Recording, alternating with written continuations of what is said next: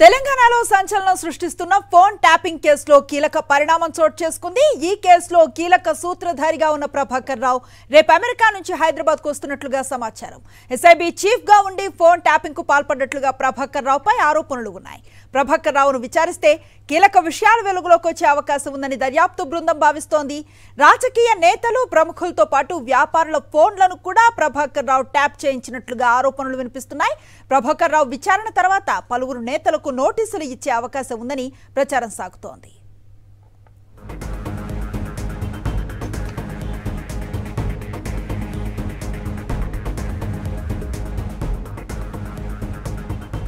తెలంగాణలో సంచలనం సృష్టిస్తున్న phone tapping కేసులో కీలక పరిణామం చోటు చేసుకుంటోంది. కేసులో కీలక సూత్రధారిగా ఉన్న ప్రభాకర్ రావు రేపు అమెరికా నుంచి హైదరాబాద్కు వస్తున్నట్లుగా సమాచారం.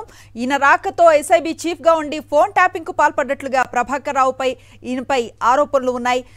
ఈయన్ని విచారిస్తే కీలక విషయాలు వెలుగులోకి వచ్చే అవకాశం ఉందని దర్యాప్తు బృందం భావిస్తోంది. పూర్తి సమాచారం మా కరెస్పాండెంట్ వాసు అందిస్తారు. వాసు,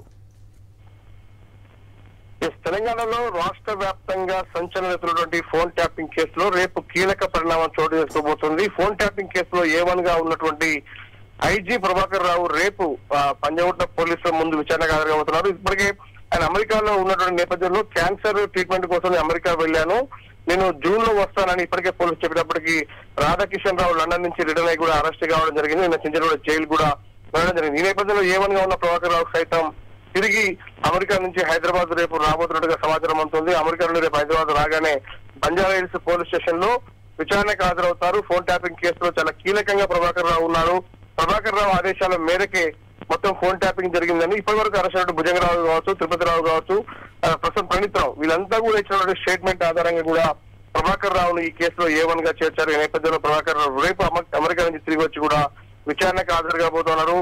ప్రభాకర్ రావును విచారిస్తే ఫోన్ ట్యాపింగ్ ఎవరెవరు చేశారు, ఎందుకు చేశారు, ఎవరు చేయమంటే చేశారు అనే అంశానికి సంబంధించి కీలక సమాచారం చేపట్టిన తర్వాత కూడా గత ప్రభుత్వంలో ఉన్నటువంటి కొంతమంది కీలక నేతల ఆదేశాల మేరకే వ్యవహరించామని ఇప్పటి వరకు విచారణకు హాజరైనటువంటి కొంతమంది అధికారులు చెప్పిన నేపథ్యంలో కూడా ప్రభాకర్ రావు రేపు ఏం చెప్పబోతా ఉన్నాడు, స్టేట్మెంట్ ఏమి ఇస్తాడు, దాని ఆధారంగా కూడా కొంతమంది రాజకీయ నేతలకు సంబంధించి కూడా కీలక నేతలకు నోటీసులు, అవసరమైతే అరెస్టులు కూడా జరిగే అవకాశం ఉంది.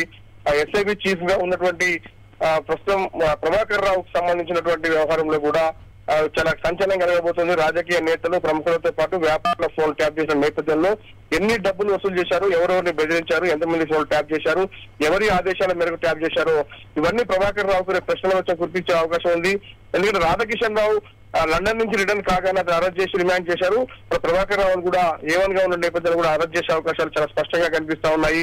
అతనితో పాటు తిరుపతిలను, మరోపక్క భుజంగరావును కూడా కలిపి విచారించే అవకాశం ఉంది. రేపు కస్టడీలో భాగంగా 4వ రోజు వాళ్ళిద్దరిని విచారించి ప్రభాకర్ రావు కూడా అరెస్ట్ చేసే అవకాశాలు అయితే లేకపోలేదు.